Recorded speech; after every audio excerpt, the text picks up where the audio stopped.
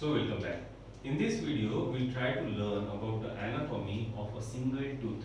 या व्हिडिओमध्ये आपण एका दाताचं जे स्ट्रक्चर आहे ते शिकण्याचा प्रयत्न करू.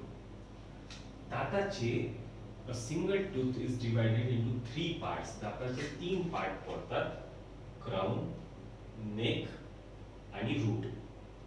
रूट पर्यंतचा जो भाग आहे दाताचा it is embedded in the gums.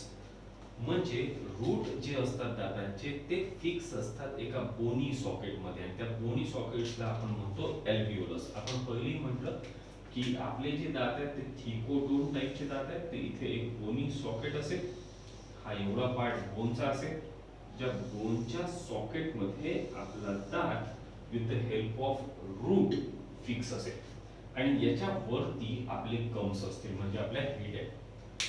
So in thecodone category of teeth, the tooths are actually embedded into a bony socket called as alveolus and they are attached by ligaments. Such type of joint is called as peg and socket joint which we have already discussed. इथे ligaments नी हा bone या roots ला धरून ठेवले.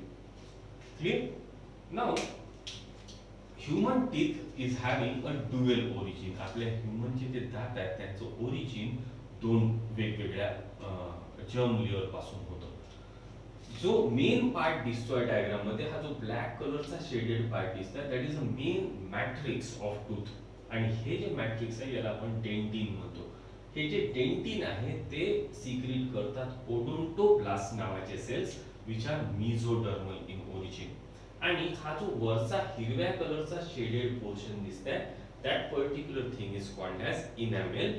Enamel is secreted by amyloblast which are ectodermal in origin. हे enamel amyloblast secrete करतात जे ectodermal origin चे आहे. So basically a human teeth is having a dual origin. One part of the teeth will originate from mesoderm. Representative of that mesoderm is odontoblast which will secrete the main matrix of tooth which is called as dentin. And the dentin is covered by a substance, enamel, which is the toughest substance in human body. This enamel is secreted by amyloblast and amyloblast are ectodermal in origin. Now crown या region मधलं जे dentin आहे ते दोन हिस्स्यांमध्ये divide झालं with the help of a cavity. This cavity is called as pulp cavity. Similarly, there is a cavity which is present in the root. Root मध्ये पण dentin मध्ये cavity आहे आणि या कॅव्हिटीला आपण म्हणतो रूट कॅनल. आता तुम्हाला समजलं की जेव्हा डॉक्टर म्हणते की रूट कॅनलची ट्रीटमेंट करायची आहे तर तो ऍक्च्युअली कोणत्या भागाची ट्रीटमेंट करते, तर तो या भागाची ट्रीटमेंट करते ज्याला आपण रूट कॅनल असं म्हणतो. रूट कॅनलच ती जागा आहे जिथून सगळ्या ब्लड व्हेसल्स आणि नर्व्स ह्या रूट कॅनल मधून वरती चढून पल्प कॅव्हिटी मध्ये येतात आणि इथे डेंटिनला ब्लड सप्लाय आणि नर्व सप्लाय दिला जातो. कधी कधी काही थंड खाल्ल्यानंतर किंवा काही गरम खाल्ल्यानंतर आपल्याला ते झणझणाहट महसूस होते आपल्या दातांमध्ये. Yes, you are getting me right. Advertisement पाहिली असेल सगळ्यांनी. त्या गोष्टीला म्हणतात सेन्सिटिव्हिटी. ही सेन्सिटिव्हिटी का बरं निर्माण होते, तर काही वेळानंतर जर आपण दातांचं खूप घर्षण झालं तर हा इनॅमेल जो असतो हा लॉस होते आणि इनॅमेल लॉस झाल्यामुळे डेंटिन एक्सपोज होते. आता या डेंटिनचा जो सप्लाय आहे त्या डेंटिनला नर्वचा सप्लाय आहे आणि म्हणून आपल्याला काहीही थंड गरम खाल्लं की एक झणझणाटची फिलिंग आपल्या दातांमध्ये येते आणि त्याला आपण म्हणतो सेन्सिटिव्हिटी. मग कधी कधी हा इनॅमेल नष्ट झाल्यामुळे जे दुधाचे दात असतात, जे मिल्क टीथ आहे, डेसिडियस टीथ आहे, ते सडतात लवकर आणि त्या गोष्टीला आपण म्हणतो डेंटल कॅरीज.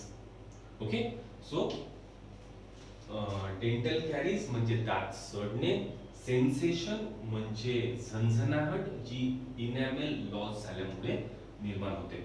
इनॅमेल एकदा लॉस झालं दातांचं की ते परत निर्माण होत नाही. सो ह्यूमनच्या दाताचे तीन बेसिक पार्ट आहे. जो आपल्याला हिड्यांच्या वर दिसतो त्याला आपण म्हणतो क्राउन. इथे छोटीशी नेक आहे आणि या नेकच्या खालच्या हिस्स्याला आपण म्हणतो रूट जे बोनी सॉकेट मध्ये फिक्स आहे. दोन हिस्स्यांनी बनलेला आहे, दोन ओरिजिनचा आहे, मेसोडर्मल आणि ectodermal.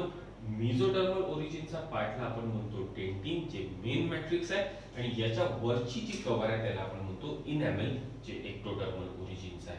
Do remember, enamel is the toughest substance in human body. Dentin मधल्या कॅव्हिटीला जर क्राउन मध्ये प्रेझेंट असेल तर आपण त्याला पल्प कॅव्हिटी म्हणतो, आणि रूट मधल्या कॅव्हिटीला आपण रूट कॅनल म्हणतो.